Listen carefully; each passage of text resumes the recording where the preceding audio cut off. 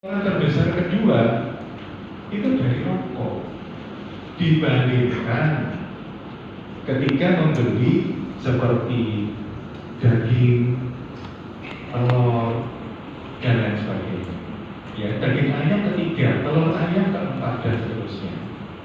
Kalah sama rokok. Ya, padahal kalau kita bicara zat gizi, selain karbohidrat, beras, kita juga butuh protein. Kita butuh protein yang bisa kita peroleh dari daging ayam, telur, dan seterusnya. Ya. Ini kalah sama rokok. Ya, lanjut. Nah, tadi juga sempat saya mendengar rokok elektrik.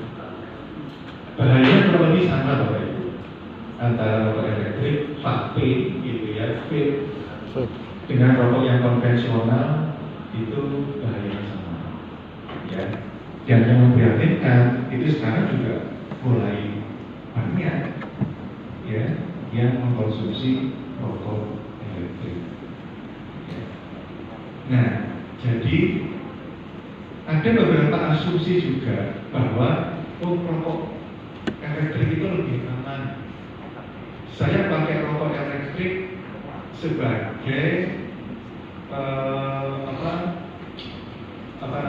jalan atau arah atau strategi supaya nanti kemudian saya lama-lama berhenti merokok.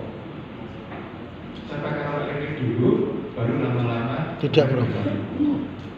Orang mungkin. Nah, itu yang kita sebut dengan harm reduction.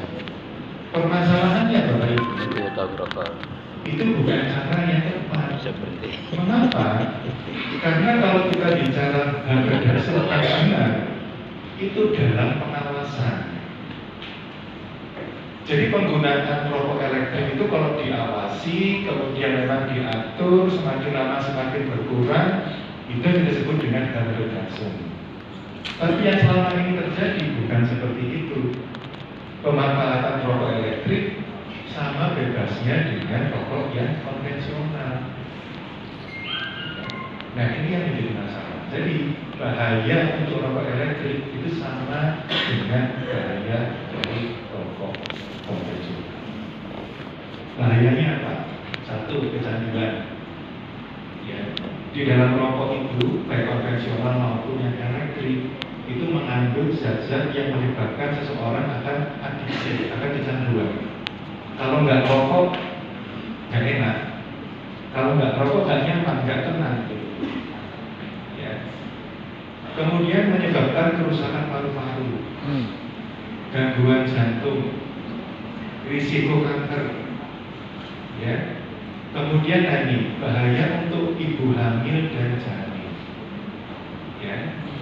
Kemudian dampak pada otak, keracunan nikotin, dan dampak pada mulut.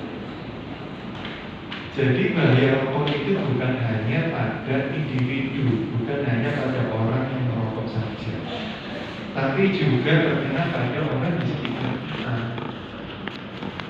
pada pasangan kita, ya, atau pada ibu kita, pada istri kita kalau memang yang merokok adalah bapak-bapak, ya. Kemudian juga pada anak-anak. Baik, lanjut ya. Nah, mengapa kandungan rokok itu berbahaya? Karena memang yang membuat rokok, zat-zat yang ada di dalam rokok itu memang memiliki potensi untuk menyebabkan berbagai macam gangguan pada tubuh. Nikotin, ya, ini menyebabkan seseorang kecanduan. Ya. Kemudian merusak perkembangan otak. Kemudian ada diasetil, ada asetonin yang untuk aroma. Lalu ada formaldehid. Formaldehid ini turunannya formalin, Bapak Ibu. Kalau waktu dulu saya kuliah itu mempelajari anatomi tubuh dari jenazah itu formalin. dengan formalin. Ya, ini bahan untuk mengawetkan jenazah. Ya. Lalu juga ada logam berat, ada timbal, nikel, perunggu. Luar biasa. Ya. Dan ini fakta baru monggo nanti bisa dicek di Google atau di ChatGPT begitu ya, itu ada semua. Jadi lanjut, nah, dampak rokok elektrik terhadap rokok pasif. Dari kajian juga sudah menyebutkan bahwa tadi itu ketika asap rokok ya kemudian dari konvensional maupun elektronik ya mengenai pada lingkungan ya itu menyebabkan juga dampaknya pada orang di sekitar kita. Bahkan ada penelitian yang terbaru yang menyebutkan bahwa bahaya dari rokok itu bukan berhenti pada orang sekitar kita, tapi juga nanti dampaknya bisa menempel di lingkungan.